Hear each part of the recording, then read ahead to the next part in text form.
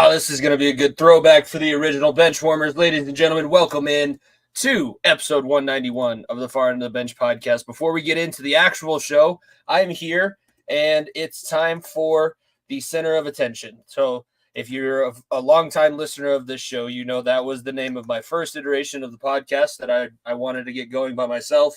Before Nico and I came in and started working together, and we changed it to Far End of the Bench, we kept it as a segment. Basically, one of us will get a chance to discuss anything that we want. So I am taking the reins here. We're going to have this starting once again through preseason. We're talking college football, and then obviously all the way through until the end of the NFL season, because that's basically what our calendar is set at. But my thing does come down to we need to work on this preseason thing. Play your starters in the preseason. You don't have to play them a ton. They don't need to be out there every second of every play. They're professional athletes for a reason. They should know how to do things. But if you do not play them in the preseason, do not be surprised when they get hurt and when they are not available for you later on.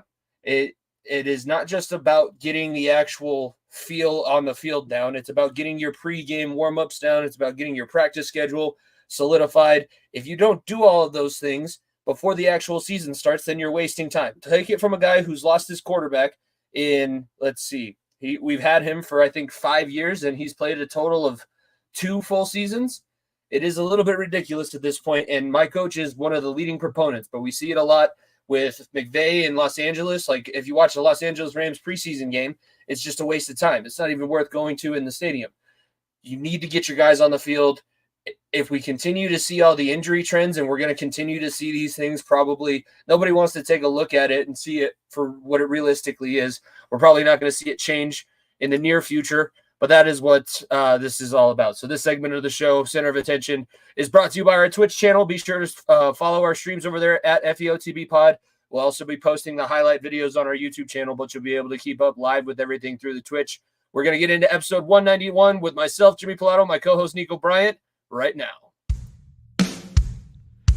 If you don't stay down and you never quit, come on over here and sit on the far end of the bench.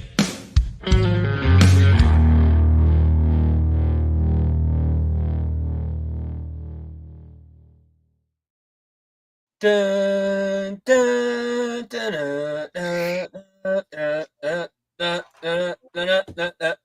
and I cut it off before the last one. Again, YouTube, you can't demonetize me. I know this too well. Welcome back, ladies and gentlemen. Episode 191 of the Far End of the Bench podcast. Jimmy Pilato, Nico Bryant here. Thank you very much for tuning in. You guys heard the center of attention. That'll probably be a topic of discussion that comes back up later on, but we're basically just going to kick things off with Olympics. We're going to be talking the Olympics, everything so far. A lot of great storylines to talk about, a lot of different countries that are coming in, making a name for themselves. That's what is so great about this time. Before we get into that, follow on all social media platforms at FEOTB Pod. Subscribe to the YouTube channel. Leave a like, leave a comment. Tell somebody else to check us out. We're live with this show every week. We're going to have a lot of more content coming your way because preseason starts today. It is officially football season.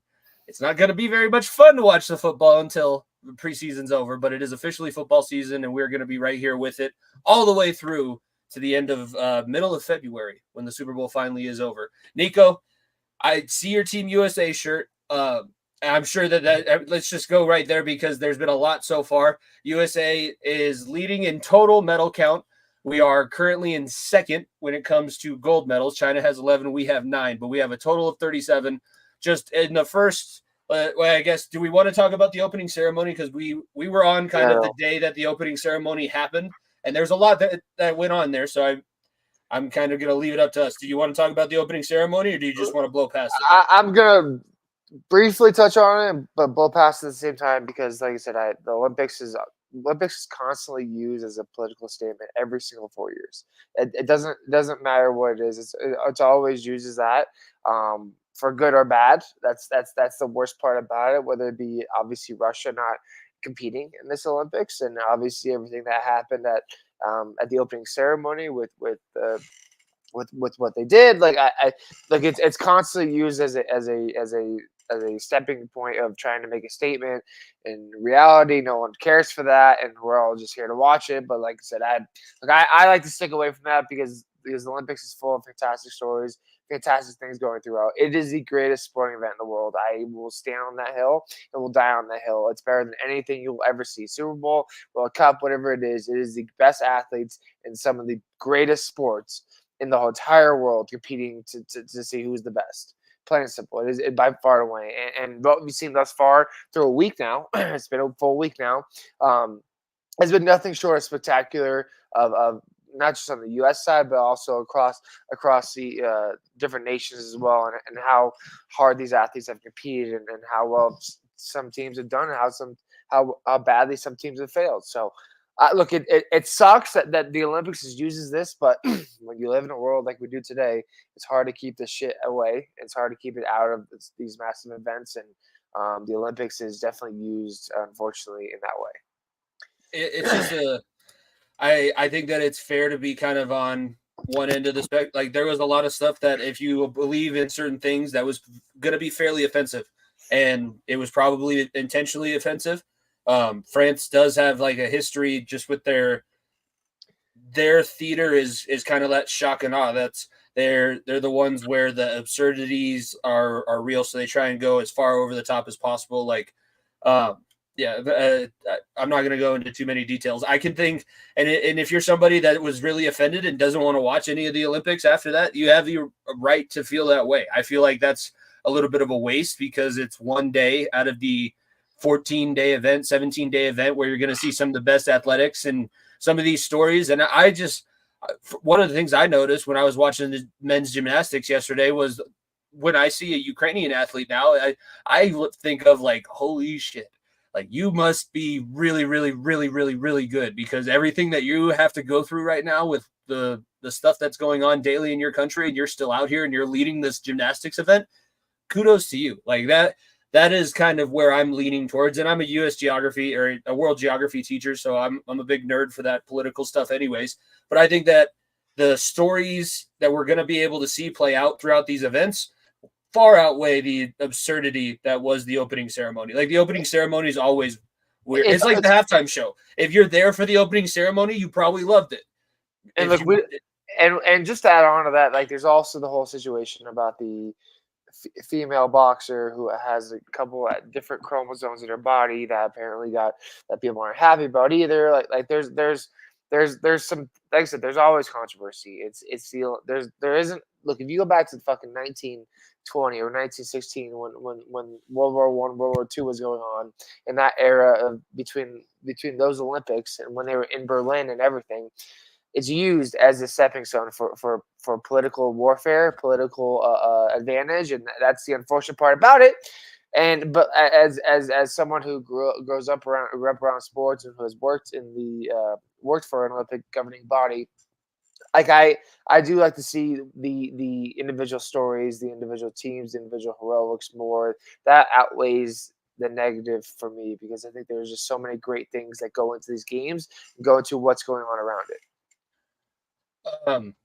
When you think of Summer Olympics, this is one thing that we didn't really talk about before they started, but the Winter Olympics has certain countries, Russia, Sweden, United States, France, where like China, you have countries that have events that they're really, really good at. When you think of the Summer Olympics, what are some of the other countries? Obviously, you can look at like Australia with their swimming team, Jamaica with their sprinting team.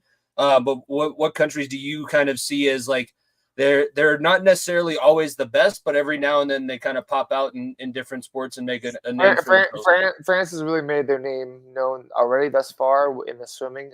They've had a couple medalists here and there. The swimming, obviously, the European countries and the Chinese are Chinese and Japanese are very good at except when they're racing Katie Ledecky. Gymnastics, not as opposed to swimming. Gymnastics wise, the shooting wise, obviously Japan, and I don't know if you saw the guy from Turkey who had no headwear and no earwear at all, and just showed up, put his hand in his pocket, and shot, and ended up getting silver or getting a medal with literally the most nonchalant acting of action of doing an Olympic event. but he ended up medaling. Like there's different countries and different things that are very, very good at little things. I look at Italy. I look at the French in fencing. You look at Taekwondo, Great Britain. There's the Brazilian countries in judo in South America. Like there's massive judo following there. There's little hands in everywhere. Everyone really has a chance in every little aspect of things. That's the greatness of the Olympics. I think seeing just everybody that there are a total, seeing the actual people that make up. I think that's cool about seeing the American teams, the British teams. You are seeing a lot more different kinds of people representing those countries. And it is something that is cool. I mentioned it quite a bit last week when we were talking about Joel Embiid, him not being an actual U.S. citizen, but getting the chance to play for the team. Getting a chance to play. Well, question mark or it was better when he wasn't out there, right? It was better when Which one do you mean, Philip? I want to save basketball for its own thing. Before we get to basketball, the main event of everything that is coming up is the sprinting. I'm getting the schedule. I do want to cover because there's four massive news before we touch on basketball, before we touch on sprinting. The sprinting you can beat into a dead fucking horse, but these other things deserve their attention. First off, for those that weren't watching, I believe it was on Sunday or it was on Monday. The USA women's rugby team medaled for the first time in its history, and it is one of the most spectacular ending sequences to any event in Olympic history, let alone for the U.S. women's rugby team.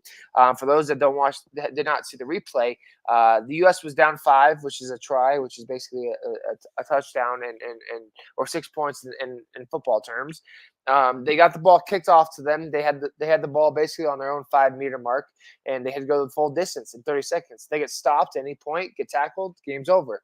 Well, the girl Spiff Surdick gets the ball, trucks this girl, and goes She turned on her Mike Allstott. That was train coming down the track. Literally runs down the entire pitch. And for those that don't know, with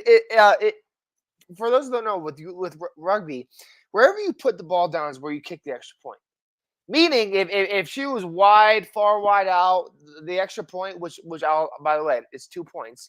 So the try was 5 points, tied up. Extra point was the 2 to win the medal. But the whereabout of Australia just not having anyone safety wise and not be able to trail her, to push her farther out wider to try and force a tougher extra point where at least you can play extra time. It's absolutely crazy. But Spiff Surdick or Cedric goes the whole distance, and then she absolutely put the USA women's rugby team back on the map and put them into that bronze medal. And like I said, first ever Olympic medal for them is absolutely crazy. But the best way I can explain that to people not familiar with the game of rugby or familiar with what happened was if an NFL team had the ball on the 5-yard line, they ran a screen play to the outside. The guy caught the ball, trucks the first defender, and goes 95 yards to the house and wins it, and the extra point is right down the middle. That's basically exactly what just happened in the last 30 seconds of the game. That's what we just saw. And like I said, the women's rugby team was fantastic to watch, and I'm obviously a big fan of watching rugby at the Olympics, obviously having family who play the sport. So seeing that was very, very cool to see, that's for sure.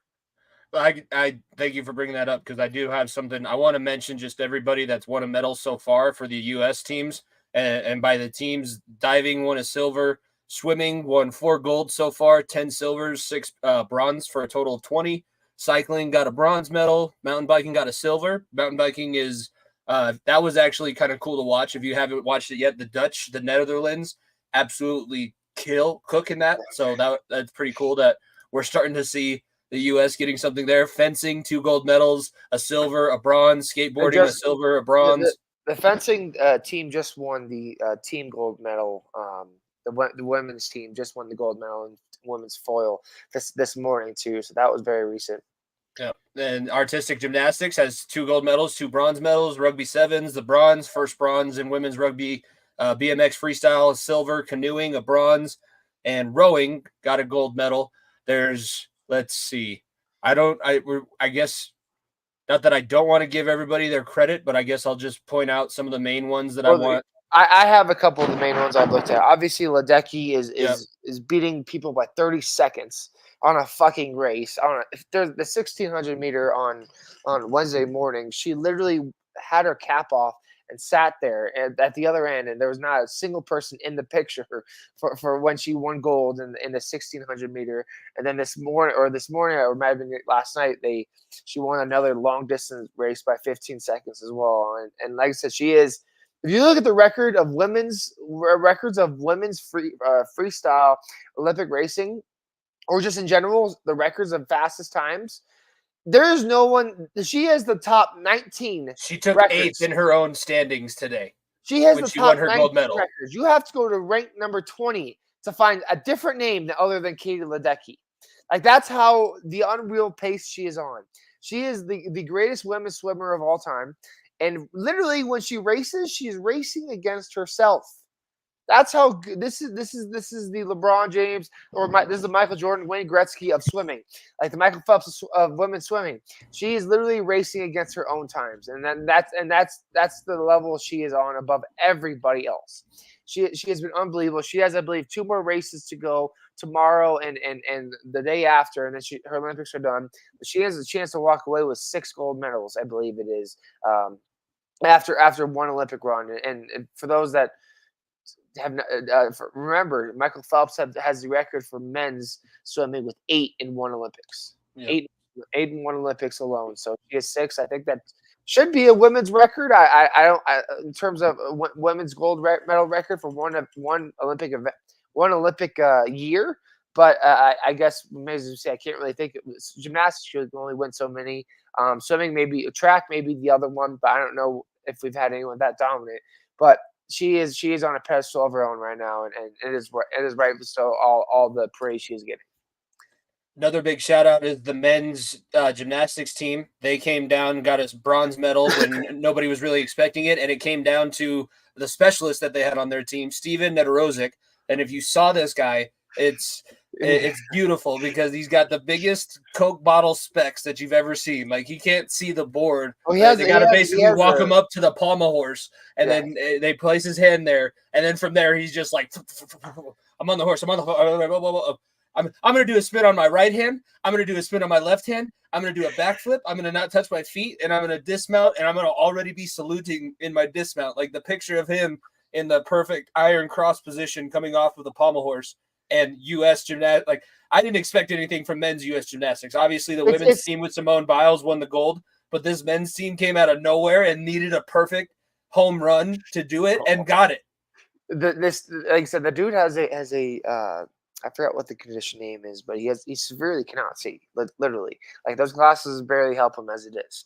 And he stepped up and did that. And I believe that's the first Olympic men's gymnastics medal in terms of individual or team medal in the last 4 Olympics. So it has been a while. It's been a very, very long time since a male has medaled for the U.S. in gymnastics. But look, it was an incredible performance. And then you look at the women's side. Simone Biles is the first woman to have taken Olympics off and still be the gold medalist on team all around. 1 gold in 2016. I believe it was Rio. And then 2020, obviously, during the COVID year, she took off for mental health, comes back 2024, wins gold. Again, similar to Ledecky, Simone Biles she is the greatest women's gymnastics performer of all time, and she continues to put on.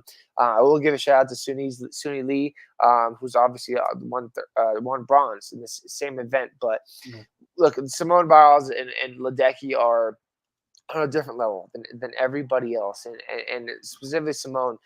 She just continually puts out just incredible performances where you can see the gasp of everyone when she walks on the mat, walks on the balance beam, but walks on the high bar, whatever it may be. I remember seeing the replay when I was watching the team, Great Britain had the gold medal lead, there for a half second.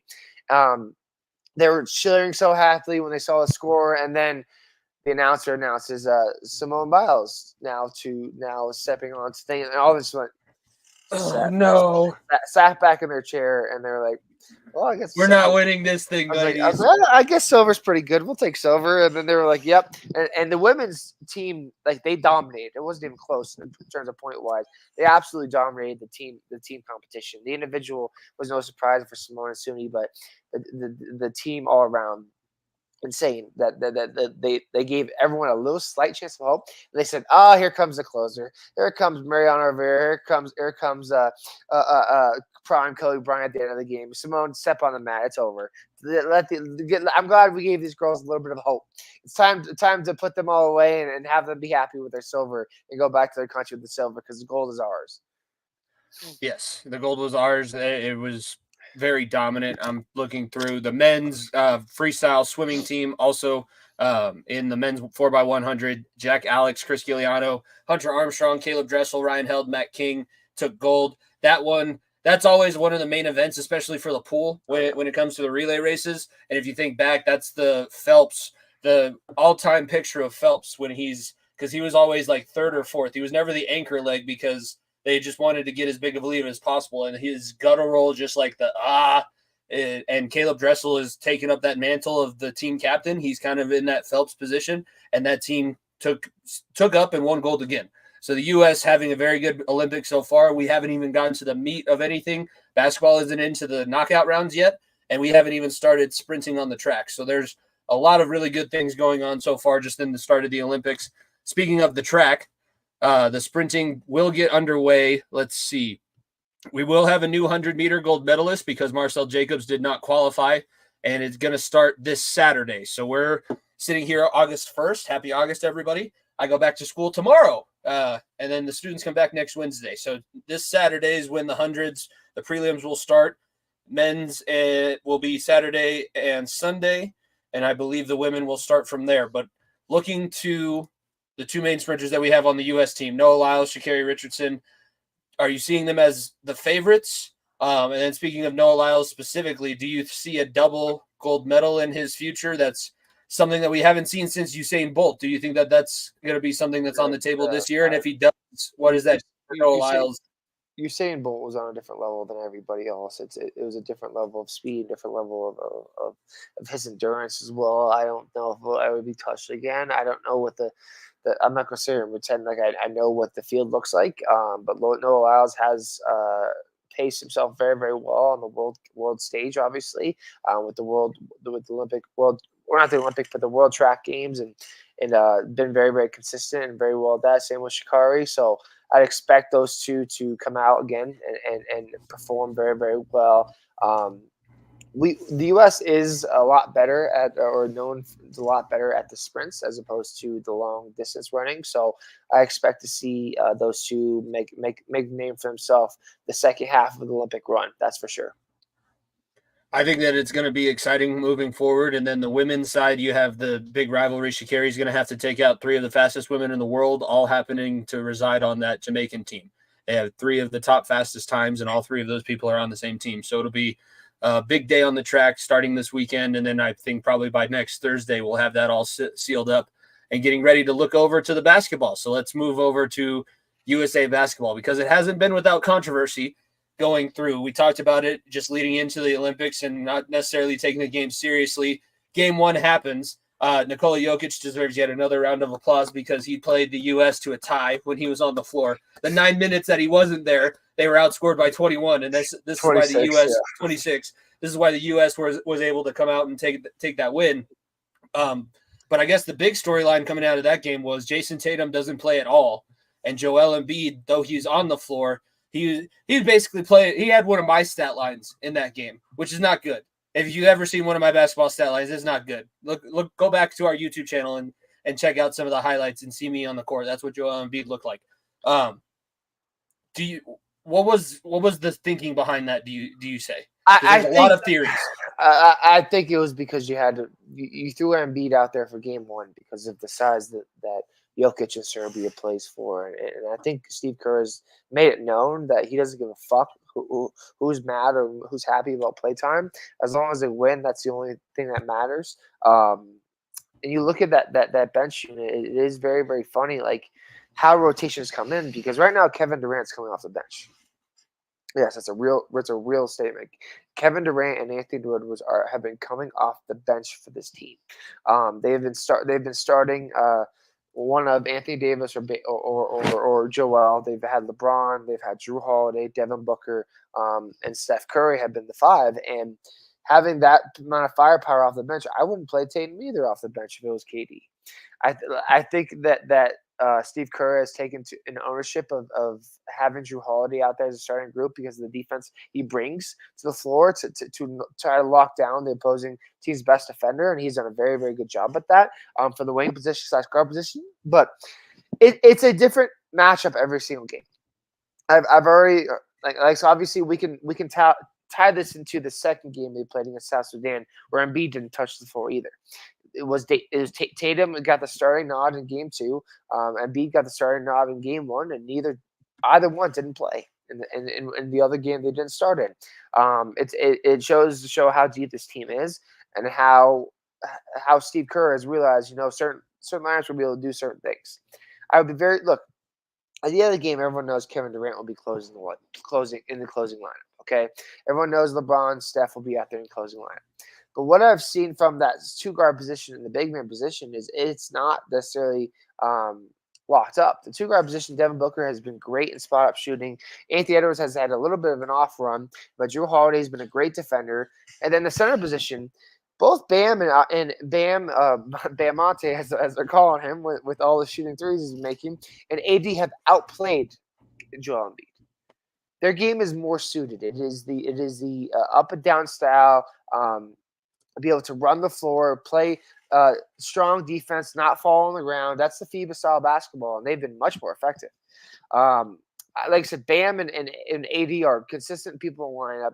If they're going to take anyone out of the lineup, it's a guard or a forward, or it's Embiid, unfortunately, because of Embiid's inability to translate. But you play a Puerto Rico team on, I believe it's on Saturday, maybe on Sunday. It's on Saturday. It's on Saturday, and they've already said Embiid will be back in the starting lineup. I don't think Embiid should be in the starting lineup. I've said this before the Olympics. I said it should be AD and Bam should be the secondary guy. And both those guys have been very excellent off the pick and roll, running up and down the floor, being very versatile. And Embiid, unfortunately, doesn't have that. So that's, like I said, I think these first 3 games, Steve Kerr is really figuring things out, figuring who plays well with best with who and what lineups they're going to run. Because, like I said, just like the NBA with playoffs, when you play the more meaningful round games where you just need to win, doesn't matter how, you just need to win, your lineup will get shortened down. So guys like Halliburton off the bench, guys like Derek White, who've had a pretty good Olympics thus far, may not get minutes in these medal rounds or in the medal rounds. So it's finding your lineup, finding who works best with who, and Steve Kerr right now is still adjusting things, and that's the royalty you have when you have as good of a roster as you do. It's like, you know what? Let's play around with lineups. Let's figure things out while we're in pool play still, because we know we're going to get out. We already got out. We're 2-0, right? We're already out. Now 2-0.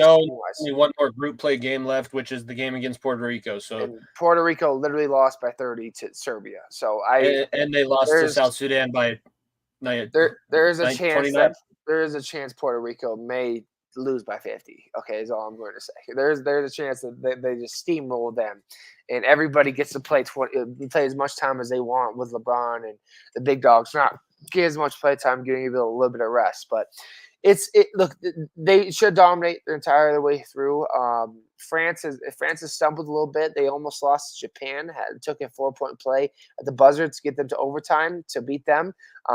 Germany has struggled in some games. Obviously, Serbia, the second best team in this group, people have said, have been good outside when they played the U.S. Jokic has obviously done Jokic things, but Canada has beaten Greece, has beaten tough competition. They look like a front runner to medal thus far in the men's group play, but there isn't a soul. There isn't a soul that can beat the fucking Avengers on this team. Okay, there isn't. And it's going to be very difficult to see anybody contend with what this team is. It really is. And Steve Kerr will find a lineup and find a way to incorporate the right guys at the right time or play guys extra time. Like, let's not forget, FIBA rules, it's a 40-minute game as opposed to a 48-minute game. It's a lot. It's less time. These guys are used to playing 30 to 35 minutes a game, and that's literally 3/4 of the game. They don't have to do that.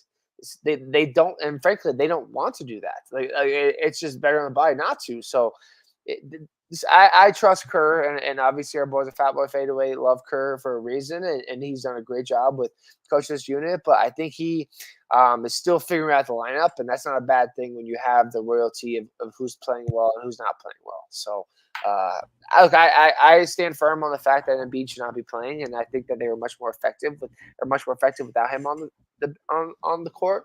And I think that KD needs to be used as, frankly, the number one option in this team. It will stick. Like I said, LeBron is great. Steph is great. There isn't a better shooter. There isn't a better playmaker on the floor than Kevin Durant when he has the ball in his hands. So I would love to see Steve Kerr, lean into that a little bit. 2017, 2018 Warriors run where he just would go let KD cook and let Steph play off ball, let Clay play off ball. Well, let Clay play off ball, let Booker, let AD, let LeBron play off ball. Let the Slim Reaper just go to town. There's obviously strategy that goes into it, and the quarterfinals will get going on August 6th. So by the next time that we have a podcast, we'll know who the men's are playing, and they might even already be into the semifinals by the next time that we have a podcast, and we'll be looking to see whether or not they're going to make it into the medal rounds by that time. So Olympic basketball is starting to get down to the nitty-gritty. Women's are also dominating. They're 2-0 so far in their group. They have one more game coming up against Germany. I don't foresee them having any issues because Germany is probably the next best team. They are one of the better women's side teams. I will say that. Before we move on from basketball, I do want to say one other thing. The 3x3, the fact that we haven't won a fucking game is absolutely asinine to me. I get Jim. Look, I said it. I love Prime Jimmer. Prime Jimmer BYU is a lot of fun. You cannot sit here and tell me that pick 3 guys who didn't make the Team USA roster and put them in 3x3. You're telling me that we can't at least win gold and dominate. Like I watched a 33-year-old fucking engineer as his day job run out there for the men's 3x3 team, and I'm like, I'm sorry, did I miss something here? When did you try out? Oh, I mean, I probably still don't have enough skill for that, but it's absolutely insane to me that we can't. I mean, I might as well try in 2028 if we're here. Like, I don't understand how you have the best players in the world at your fucking disposal. Like you could get 3 young guys. Like you could get like Chet, you could get Banchero, could see LaMelo or something, or Maxey or Brunson, or like that lineup alone is going to beat every single 3x3 team out there. I know you have to specialize in whatever. Like this it's ridiculous that I'm watching a fucking engineer and Jimmer who's fucking 10 years past his prime when he was in college out there run 3x3 and us get our ass kicked. Shouldn't be happening. I'm sorry, it shouldn't be happening. And as a guy who's played 3x3 basketball and obviously loves playing 3x3, watching it too, it's absolutely crazy to me that they just couldn't field a team of NBA players.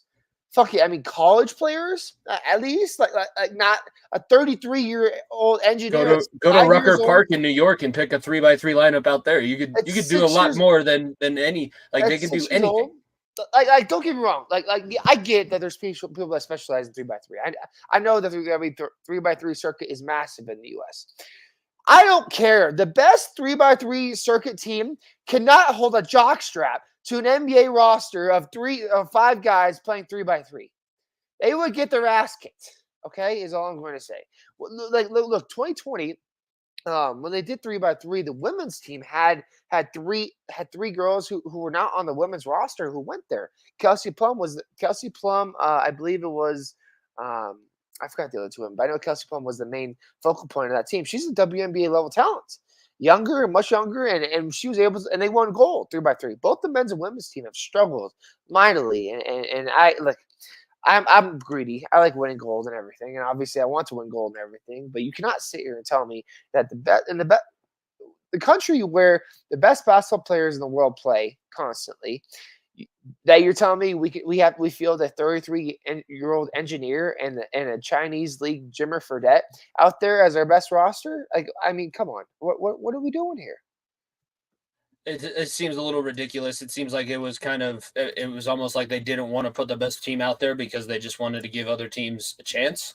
And maybe they're just trying to give other people a chance to play because they know, like, if you don't open this up to anybody outside of the NBA, then you're just going to have all NBA players in all of the basketball. And yeah, it sounds great. I get it.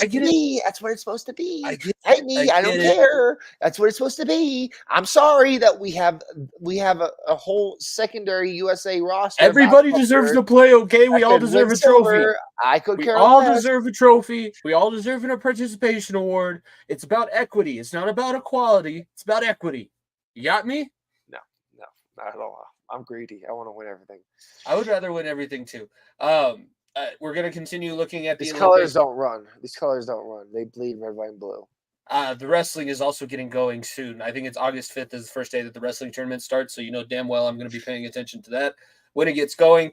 Let's move over to a different sport now, something that we haven't really touched on a whole bunch. Well, kind of. We've been touching on the virtual part, but now we're going to be looking at it in reality. College preseason rankings are out.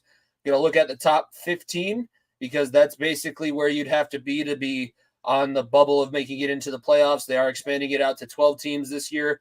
If you've played the video game, then you are probably aware of how that's all going to work. First round is at the higher seed stadium. And then from there, it's bowl games that are the quarterfinals, semifinals into the third round, which is the national championship. Starting off at 15, we'll go 15 to 10 and then kind of give major thoughts about it. Two SEC teams to kick things off. Tennessee at 15, LSU at 14, NC State at 13, Penn State, the Nittany Lions at 12 would be the last team in this expanded playoff. Florida State at 11, and Michigan, the defending national champions, all the way down at 10. Big surprises out of that last 5 that we're going to be looking at here between Tennessee, LSU, NC State, Penn State, FSU, and Michigan. I mean, look at big Michigan, the drop-off from being national champions. I think that's probably the biggest circle that you see, that you look at. You're like, wow, how did that work out? Yeah, they lost McCarthy. Yeah, they lost Corum. Yeah, they lost some guys in the offensive line. It's still, and look, they did lose Harbaugh too, but I still think they're still one of the best units in college football. The fact that you win a national championship and you fall at 10 is a little crazy to me, to say the least. At least you should get a little respect to be at least top 5. I get maybe not number 1, but you just come off winning it and you just put them all the way down to 10 where they have to fight and claw their way back up. And I guess not fight and claw anymore because this playoffs is 12 teams now. But still, I think that they deserve a little more respect than that. I wonder. So I was thinking about it. We've seen Sherrone Moore as the head coach, and he won a couple big games. He beat Penn State in Penn State. He beat Ohio State this year. We've seen him as the head coach, and I was thinking they would give him more credit. I wonder where they would have ranked this team if we hadn't seen Sherrone Moore as head coach. So if Jim Harbaugh doesn't have any sanctions, I think they could probably push him out of the top 15 in the preseason rankings because he's totally unproven. He's had that couple games to kind of show what he is as a head coach, but there's still not a whole lot of faith. I'm wondering how much Paul Feinbaum had a hand in putting these rankings together. I don't know if you've seen all this stuff. He's not making very, very many friends now that Saban's no longer a head coach. No, I don't think he will. I don't think anybody really is the biggest fan of him anyways. So, yeah. Moving into the top 10, Utah at 9. They will have quarterback Cam Rising for his 19th season of college football. Hopefully he has just all the degrees collected with a nice little Utah placard in his house because he's got all of them that you can get. Missouri at 8 after their big Sugar Bowl or Cotton Bowl win over Ohio State last year when nobody was playing for Ryan Day. So we'll see. Alabama at 7, Ole Miss at 6, and Notre Dame comes in at 5. Marcus Freeman, his 3rd season. This is going to be his highest preseason ranking of his time as the head coach of the Notre Dame Fighting Irish. This is also going to be an interesting time because they're replacing a guy who they had a 6-year starter. He was a transfer in last year in Sam Hartman, but he had played a lot of college football. So there was a lot of faith now. They have Riley Leonard, the transfer out of Duke. He had a pretty decent season going until he hurt himself last year. It's got to be the brand. I know that there's a lot of Notre Dame fans. I was on with Terrell last Friday. He's a huge Notre Dame fan. He's like all bought in. I do not see this as a 5th best team in the country. I do not see them. Maybe they win a round of the playoffs if they host the first round of the playoff game. I don't see them making it to the semifinal. I haven't seen anything from this team to show that they're going to stand up in any face of adversity. I find it a little surprising to how Alabama's at 7 when they brought back Milroe. Obviously is back, and obviously Saban's a loss, but I think DeBoer will be just fine.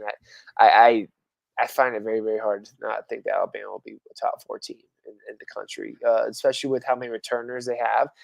Like I said, they didn't lose a lot of big name guys to the draft.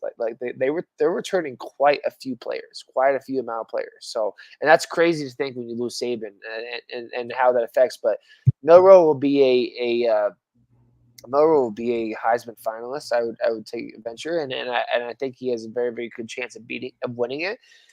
I think Alabama will host, maybe even get to first round bye in the playoff because of how many guys they've returned. Seeing them at 7 is a little surprising. It's probably a little bit of the wondering what the new SEC is going to look like, but Kalen DeBoer is also 104-12 in his last 3 spots as a head coach. Like he's come in and it doesn't take him very long to turn things around, and he's had new quarterbacks basically every year that he's been there, from Indiana to Washington to now this year with Jalen Milroe. And I think Jalen Milroe is going to like that offense a lot better than he liked Nick Saban's offense. Saban had a lot more of the pro stuff, trying to make you win from the pocket. If their center can get the snap, and that is it comes from a place of love, because I've been in that situation before. But come on, it's one job: just get the ball back there. You got the most athletic guy on the field. If you snap it at his feet, you're just setting him up for failure. I think Alabama has a shot at a SEC championship for sure. Top four preseason: Oregon at number 4 under Dan Lanning, Texas under Steve Sarkisian at number 3, their first season in the SEC, Oregon's first season in the Big Ten, and we have Ohio State and Georgia at 2-1. So even though Kirby Smart's having to bail a guy out of jail every other day so far this offseason, Georgia still has that number 1 overall preseason ranking, and a lot of faith in Ryan Day. And I think it's a lot of Chip Kelly too. I don't know if you're aware, but Chip Kelly is going to be the offensive play caller for Ohio State this year. So that is something to probably pay a little bit more attention to. I don't understand it fully. Obviously, Ohio State was not a playoff team last year, and they lose Harrison. They lose. They lost their quarterback. McCord is at Syracuse now. They've lost a handful of guys. It's a brand new.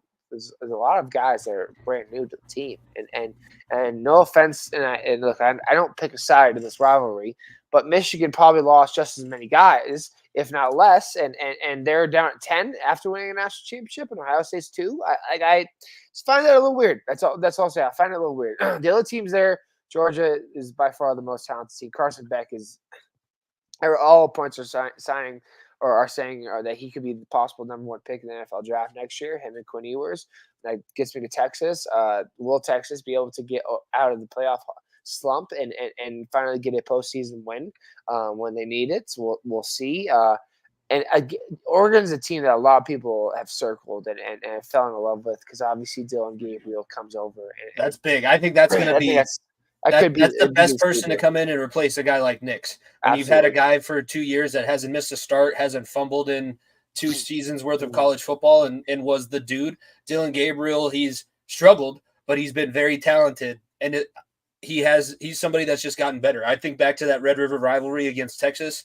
It was either last year or 2 years ago where he led the 35-point comeback and won on the last possession. But Dylan Gabriel is going to be I think that Oregon's going to be just fine. I do see them as a contender in this new Big Ten, even though it's going to be all different. That's the biggest question is when they face a tougher schedule, how will it fare out? And it's not necessarily tougher opponents. It's tougher travel. It's tougher wear and tear on the body that people are just not taking into account, that I think is going to be difficult for UCLA, USC, Oregon, to say the least. Like that's.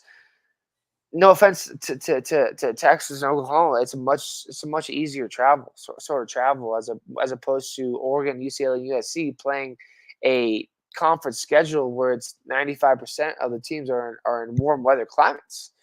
No offense, going to fucking Rutgers in the middle of fucking September, November is not warm.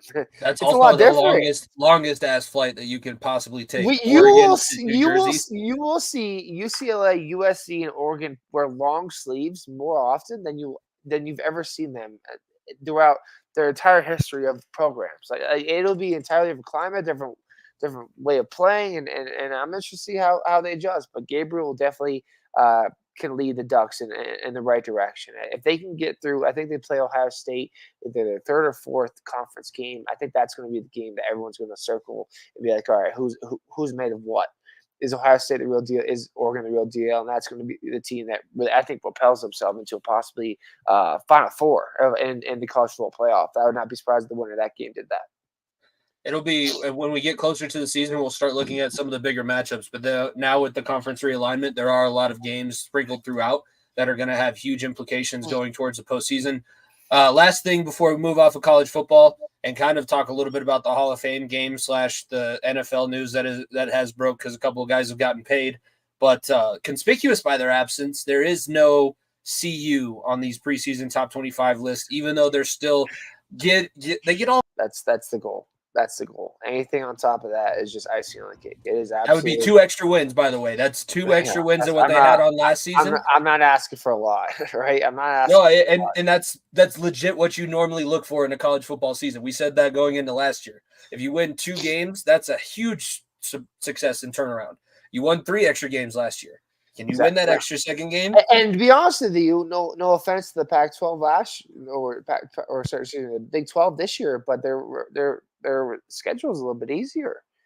The Big 12 without obviously Texas and Oklahoma is a little bit weaker. Utah is probably going to be the best team. I'm pretty sure they went 4 straight weeks last year playing against the Heisman hope. Heisman finalists between Oregon, USC, Utah had a really good quarterback. Washington State had a really good quarterback. Played Washington with Penix. They went through a gauntlet, and like I said, the schedule is going to be a lot easier.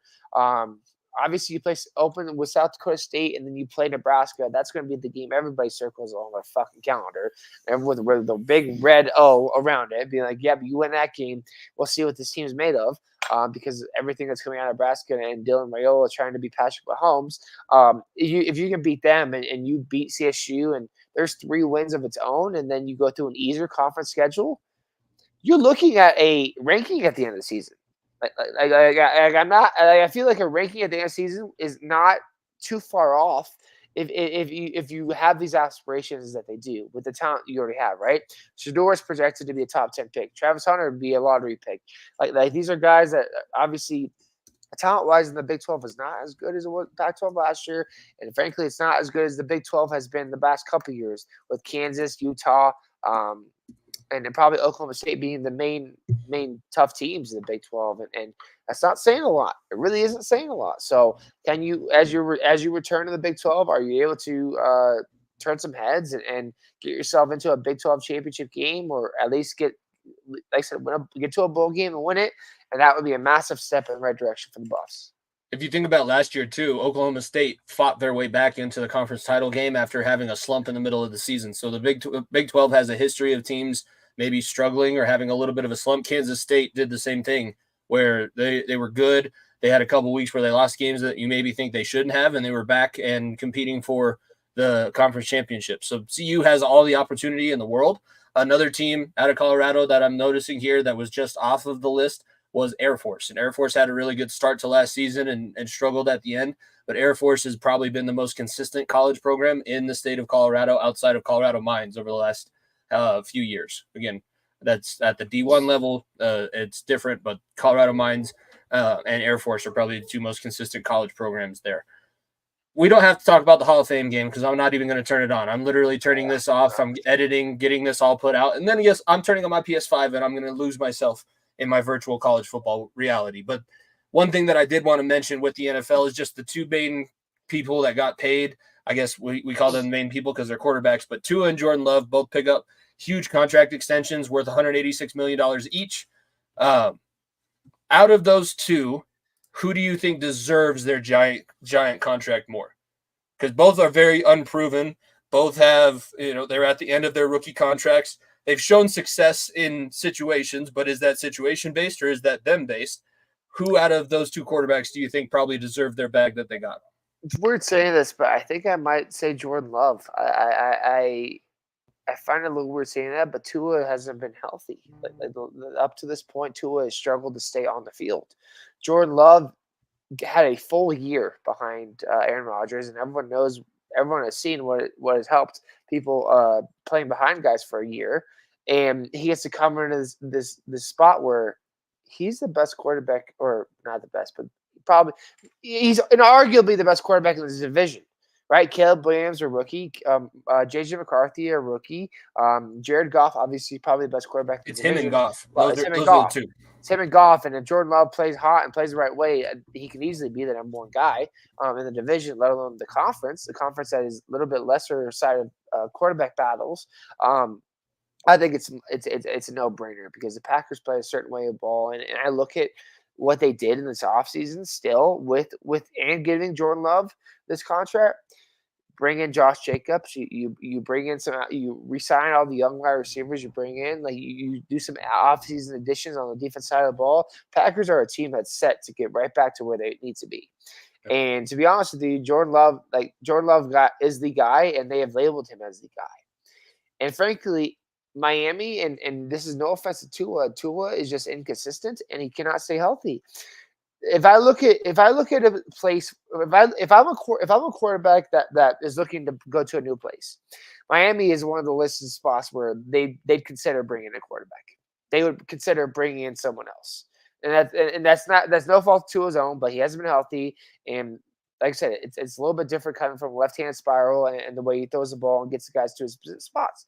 But if the Dolphins aren't successful, it will be to his fault. Let's not forget it because between one of the best 1-2 punches at receiver in football, Tyreek Hill and Jalen Waddle, a great running game Do you think that they would err on the side of McDaniel over Tua? Because that's normally what it comes down to. Are they going to stick with the coach, or are they going to stick with their quarterback? Because now you have committed a lot more money to the quarterback than you have with the coach, whether you think Mike McDaniel is the guy or not. I think now you probably will have to, but I would say before this contract was going out, I would say it'd go to McDaniel because McDaniel has got them to a great position where they're a contending team and a team that can win their division. Believe they can win their division. But like I said, that's why I feel I lean on the side of Jordan Love because I think I think I've seen the low of him, and I haven't seen the high yet. I feel like I've seen what Tua's peak can be, and I've definitely seen what his low has been. As opposed to Jordan Love, I don't know what that peak will be.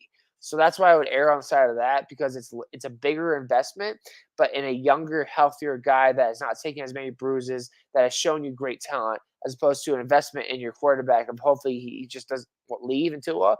And in reality, thinking, well, now that we gave him this contract, what are we going to do with Waddle when we get to pay him next year? What are we going to do with these running backs? What are we going to do with Xavier Howard on the opposite side of the ball? There's lots of guys that Miami will have to pay now that I think that is going to hurt them more because of how much they gave to do it, as opposed to Green Bay with how much they gave to Love. And I think Green Bay is also a team that's used to using no weapons because when Aaron Rodgers was there, the highest guy that they had drafted for him was Devontae Adams in the second round. So they know that they can, if they have their quarterback, they're one of the few teams that understand that your quarterback should be able to elevate your receivers around you. That's what Kansas City did. And they got rid of Tyreek, and they got rid of Valdez-Scantling, and they got rid of Pringle, all their speed, all their guys that were like, oh my God, they're not going to be able to replenish. Patrick Mahomes can turn anybody into an all-pro wide receiver. If Jordan Love is the guy that's worth $186 million, he should be able to turn your receivers into something that's better than what they've shown. We'll look at more in-depth conversations with the divisions coming up. The Hall of Fame game will be starting in about an hour with Houston and Chicago, but we're not even going to see Caleb Williams. I doubt we see CJ Stroud in this game. Maybe that goes back to what I was saying in my center of attention. So I know that we have this conversation every year, but we might as well have it again. Teams need to play their guys in the preseason. I think if I'm looking at it just in your situation as a Broncos fan, and I pay attention to a lot of it now, like Bo needs to play as much as possible in the preseason, whether he's starting, whether he's playing with the second team, however that works out. You just need to have that rhythm. Like Sean Payton is also like, I guarantee you Bo will play. I guarantee you that Stidham will play. I guarantee you Zach Wilson will play. That is not even a question because Sean Payton is known for, like I said last year, played a series and a half in the preseason. That's just an old way of thinking, yeah. but it's the right way of thinking because these guys need to be prepared fully the right way and actually see full contact. And it'll help them. And it's not just the quarterback position; it's the offensive lineman, it's the defensive lineman, it's the DBs facing real talent, it's the wide receivers facing real corners. It might be only for 1 or 2 series, and who gives a fuck? Don't want to get injured, but it still goes into the flow of not having to dig yourself out of, or it starts building a routine before the season even starts, so that way when week 1 happens, you can just get off running, as opposed to walking into week 1, kind of feeling things out still, and then seeing where you're at. No, you're able to walk. You're able to hit week 1 in stride and keep that sprint going, hopefully for the full length of the season. And look, certain teams have certain situations and certain injuries. Obviously, like with certain players having certain injury history, that changes things a little bit. But if you're a young guy, if you're a young team, if you're a team that needs to get somewhere, or if you're a team that needs to prove, hey, these guys need to be comfortable with each other, these guys need to get plays in their headset and say that to the team in a real life scenario, that's all stuff that can be replicated in practice, and it can be replicated in a preseason game. You only play 3 fucking preseason games. Let's not forget. This isn't fucking 4 again, okay? It's only 3. You only play a certain amount of time. It's not difficult. I promise you. Out there, you're practicing harder than the preseason games probably are, anyways. Might as well just throw them out there and get everything in routine, anyways. If you just get yourself going, then you don't have to wind yourself up in the middle of the hardest part of the year. You will get hurt. You will be banged up. You will get hurt. You can hurt yourself in practice way easier than you can hurt yourself in a preseason game. The only reason why you get hurt in a preseason game is because you take it like a preseason game and you don't go as hard as you can. It's there's just a lot of backwards thinking, and it's unfortunately kind of the way that the NFL has decided to move itself. It'll be interesting to see what I'm hoping that I see more of my starters just as a Bengals fan, because I think that's been the absolute Achilles heel, the killing factor of our last 2 seasons, not having a fully healthy Joe Burrow, and that's totally tanked us, obviously. Fully healthy Slim Shady, you mean? Slim Shiesty, yeah. Fully healthy Slim Shiesty. Cincinnati Nightmare. It could also be there's a couple edits where they put the Cody Rhodes tattoo on his neck, and I'm like, God damn it, why does he have to look like his brother? Why does he have to look so spot on? I want him to finish the story, by the way. Yeah, that's what we're looking for here. He's finishing the story. Mahomes is the tribal chief. SummerSlam's this weekend, okay, Nico? I'm back on my WWE kick for the next day and a half. I've been keeping up to date. Don't worry. I've been keeping up to date. I just don't have time to watch it. Team Mommy or Team Liv? Team Mommy. Oh. Liv was so much better for him. He went back to the toxic woman. You can never go back to the toxic woman, Nico.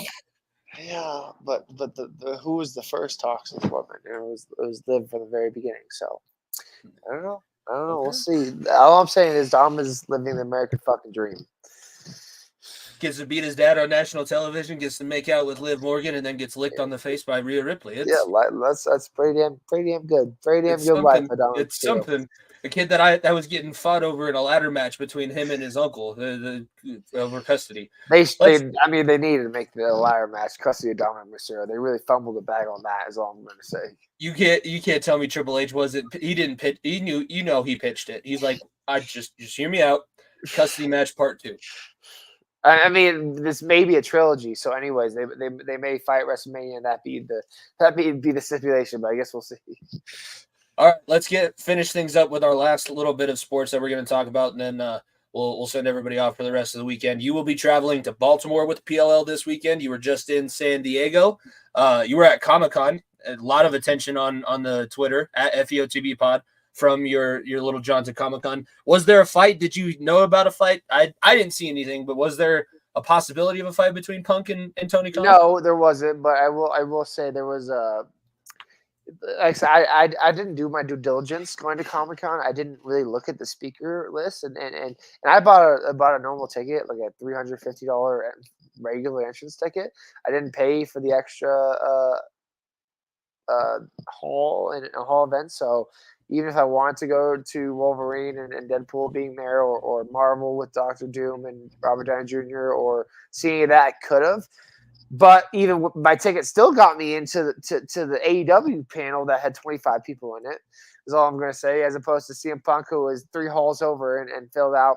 Line was around the corner. It's kind of funny, I guess. It's weird being obviously a WWE guy. It's weird people that think they're AEW people over WWE, but so be it. Good for you. I walked into that panel, sat with 25 people, and I was like, "Yeah, this is stupid." And kept walking around, and that's when I ran into CM Punk, and I thought it was very funny.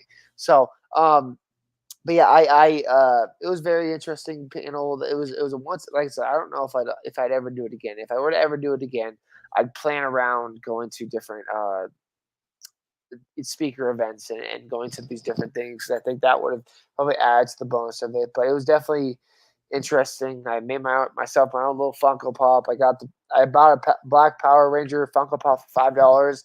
He was there, got him to sign it, so I have that boxed up and with my middle mantle. It was a very, very cool event, very, very cool to see, and for the nerds around there like me, it's the biggest Comic-Con and nerd convention in the world.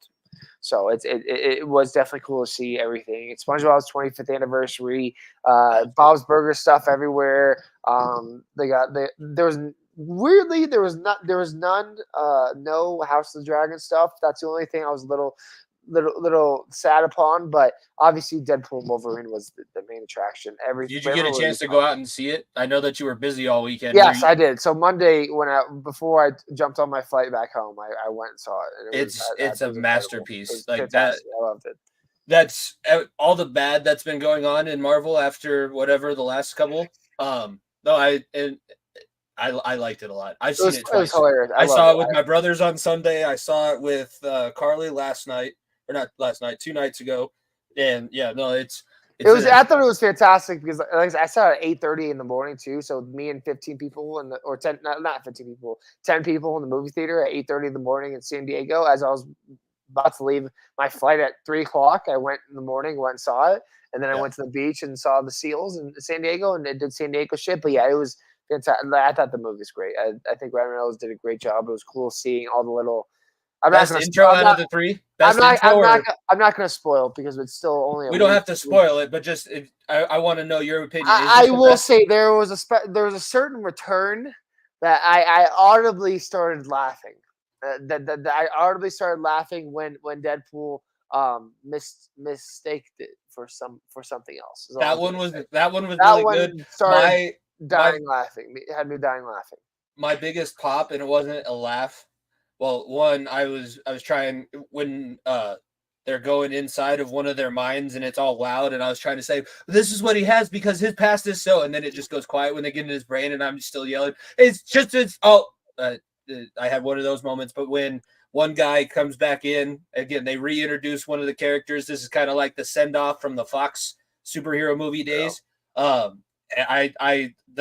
vampire walks in, and I literally went, no fucking way. Like audibly loud, and my brother had seen it before me, so he's watching as I go. And the guy walks in, and he's like, almost as much as at the end when the dog runs up, and you gotta be no fucking way. The dog was my favorite part. So the little Funko Pop that I created myself, there was a little tent there, where you create yourself, and I jumped. That was the first thing I did was I jumped in that line because people know that if you don't know, I have a pretty good Funko Pop collection. I have 10 on my desk here, and I have another 15 in boxes up there. I've gotten him a few Funko Pops. It's a real thing. So I went and created my own, and you got to pick a Deadpool or a Wolverine body and put your head on it. So I did a Deadpool one. I got a little dog pool with it for free. You got the little Comic-Con little play thing where like he would go across time. You know when he's holding that when he's going across time. Yeah. That's not a spoiler. It was in the fucking trailer. Kill me. So it had that and a little mask. So I thought, like I said, it was the little Comic-Con small things and the cool parts about it. I wish I would have seen them at their speaker event, and I wish I would have seen Robert Downey Jr. get really revealed as Dr. Doom. I think that would have been sick to be there in person, but I still can't complain. Comic-Con is, like I said, biggest nerd convention in the world, and you've hit two of the biggest nerd things of all time this year: WrestleMania and. I'll be honest with you. I maybe am in a minority in this, and this is a little weird. I enjoyed WrestleMania Access more than I did Comic-Con. I know it's weird saying that. There was more interactive stuff. There was more interactive stuff with WWE Access. It was all WWE shit. Don't get me wrong, too. And I have no care for any anime. I automatically see something, walk right by. Don't care. Marvel, right to that tunnel. Star Wars, walk right there. Walked any of that. But SpongeBob massive 25th anniversary thing. You bet your ass I was there. Anime shit, no, just keep walking. So that's why I didn't really care for some of it, but there was still a lot of it that was very, very enjoyable. Best cosplay that you saw before we talk about PLO? Because I'm trying to stave it off as much as possible. Best cosplay? I don't know if it was the best cosplay, but I did see there was this guy in a Black Panther suit that was freaking unreal. Like the suit was very, very detailed and very, very cool. I don't know if it really counts as best cosplay, but I think it's the best suit or best costume I saw because I was standing next to this guy in line, and I remember looking at the details of it. And I was like, "Holy shit, this is insane!" The little beads had like little pendants on it, and it literally looked like a suit that was made for the movie, it wasn't something you just found at fucking Halloween store for $5. It was detailed. The dude stitched it himself. That I was just so impressed. He with. put So in. that I mean, yeah, he put in work. All right. The lacrosse weekend started off big win, 10-8 on Saturday.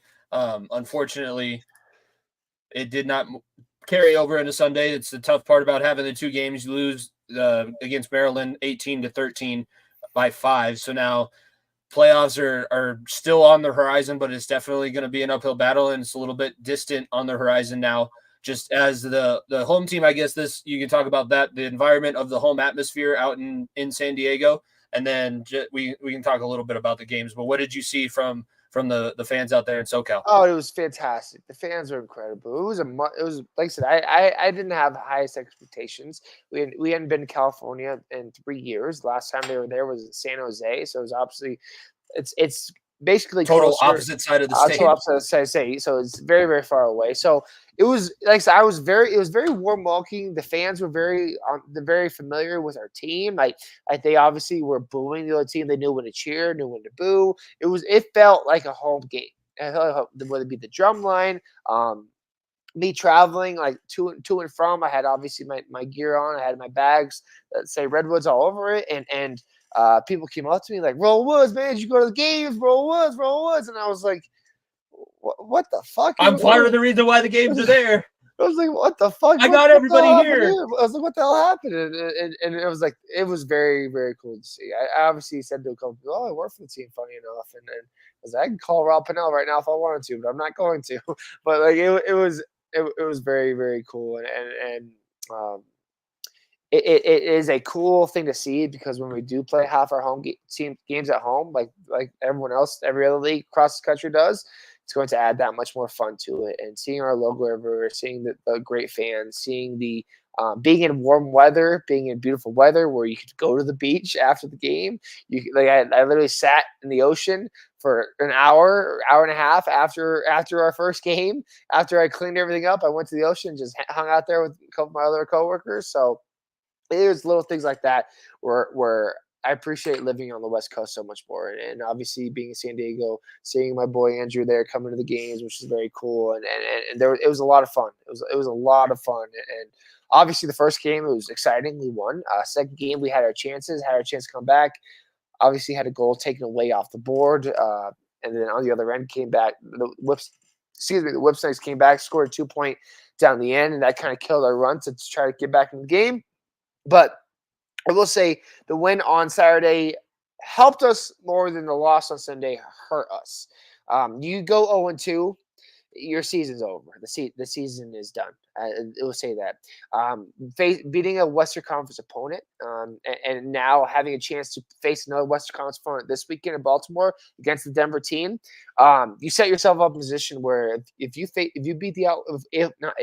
we beat the Outlaws on Saturday, and then when we beat the Water Dogs here, when we play here in Denver, we're right back in the playoff picture. We are right back in the playoff picture. So it'd be huge, absolutely huge, for us to get, like I said, take that momentum from being home and using it at the right time and propelling that into the playoffs. Because all it matters is getting in. All it matters is getting in. We still have a 33% chance as opposed to Water Dogs with 16%. So we still have a fighting chance, and it starts with Saturday and getting ourselves right back where we need to be and getting these wins and piling them up at the right time and like I said, getting to Gillette Labor Day weekend. It is all just about getting there, and the Water Dogs are another team that they needed a lot more than what they got out of this weekend. Lose 11-12 against New York, first game on Sunday before you guys took on the Whip Snakes. And Boston also kind of pushed Denver. Denver's another team fighting for their playoff life over in the Western Conference, and they lost 12-10 in that matchup. So that helped us too. That helped us too. So like I said, the more those teams, the Outlaws and Chaos lose, the better for us. That absolutely helps us try to get ourselves back in the playoffs. So we'll see what the percentages and how things work out. We may need goal differential, so we may need to push at the end of the games to try to get extra goals on the board, whatever it may be. But just win and control your own destiny. We go 3-0 these next 3 weeks. We're in playoffs. I firmly believe that. We face the Denver team. We face the Water Dogs, who may be eliminated by this time next week already if things happen. And then that third week when we play in Utah, I forgot who we're playing in Utah, but we win that game. Boom, we're in the playoffs. We're playing first weekend in July. Play the Archers that weekend. The team that has been a thorn in the Redwoods side for the last 2 seasons. That's going to be fun for the last weekend of the season. Yeah, that checks out. All right. Well, I won't look that far ahead. We our business this first 2 weeks. We'll make some noise and see where we're at. This weekend at Homewood Field in Baltimore, the schedule is as follows. Saturday, Philly and Maryland kick things off. It is the Whip Snakes homecoming. And then second game, that is going to be where the Redwoods take on Denver at 1:30. That game is going to be on ESPN+. The first game, both days are on ABC and ESPN+. Sunday starts off with Boston and Maryland and then finishes up with Carolina and Utah. Looking quickly at the standings as well. Let's just go. Overall standings, New York still at top, tied with Boston now. So that win that the Cannons got over New York 2 weeks ago coming into effect, they do still trail in goal differential by 12. So New York is the number 1 overall team. Utah at 4-2, Carolina at 3-4, tied with Maryland. And then you got Denver, Cali, and Philly as the bottom 3. Denver just a game ahead of, about a game ahead, game and a half ahead of Denver and Carolina are the 2 teams we're circling right now. That we have a win over Carolina. Obviously, we beat them last weekend, and Denver we beat them this weekend. We split the home and home too, so we get the same record and try to get good goal differential. We control our destiny. We absolutely control our destiny. It is a massive game this weekend. All right. I think that's going to do it for everything that we had here. That's all that we had planned. Continue to watch the Olympics. Continue to root on Team USA. Football is back. Hopefully, everybody, if you're watching the Hall of Fame game, you enjoy. Continue to like, follow, subscribe. If you're watching the Hall of Fame game, please go outside and touch grass before you do that. This is one of those opportunities you should have been like, babe, I know that there's football on, but I really just wanted to take you out to a nice dinner. Exactly. I don't even need to see it on. We can go somewhere where there's not even a TV. This is a game where you sacrifice so that you have one up later on in the season. But if you didn't take advantage, that's up to you. Be sure to follow us over on Twitch. I will be streaming a little bit later on today. Doug learned the hard way from Ohio Sports Talk that I do play this game an unhealthy amount, and I can turn it on really quickly when I want to. Got a big win over him in our online dynasty, and right now I'm sitting pretty at 2-1 in that one. So if I win a national championship, that's $50 extra in my pocket. And continue to subscribe, like the videos. We got more content coming as the NFL season is coming down the tracks, and hopefully we got more PLL playoffs to talk about with the Redwoods. But I think for myself, my Jimmy Pilato, my co-host Nico Bryan, episode 191 of the Far End of the Bench podcast. Thank you guys very much for tuning in. We will see you next week. Peace. If you don't stay down and you never quit, come on over here and sit on the far end of the bench.